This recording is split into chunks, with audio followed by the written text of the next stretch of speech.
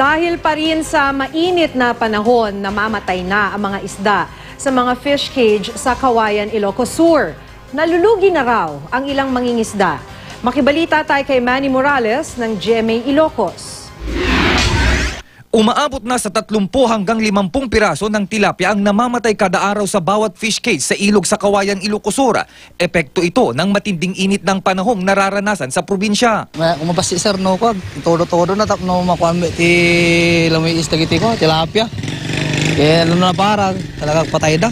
Laking panghinayang tuloy ng mga fish cage owner sa malaking kitang nawawala sa kanila dahil sa pagkamatay ng mga isda. Dakkel di logi mi tatanda, dakkel na natay.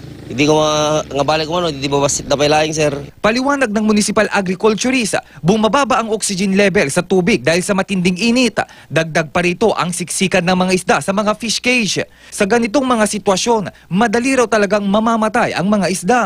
Sa ngayon, umaabot sa 10,000 piraso ang lamang isda ng bawat fish cage. Mali ito ayon sa Municipal Agriculturist. 3,000 hanggang 4,000 piraso lang daw kasi dapat ang ilagay sa kada fish cage. Di ka mamuti may isang kwarto. No mapuno tayo, di ka maipit tayo, narigat tayo makaangas kasi mo di ikam. Payo ng Municipal Agriculturist, kailangang tanggalin at ilibing ang mga namatay na isda para hindi nito mahawang ibang isda. Bawal ding ibenta o kainin ang mga isdang namatay sa fish cage dahil posibleng makasama ang mga ito sa kalusugan. Manny Morales, Nagbabalita, Pilipinas.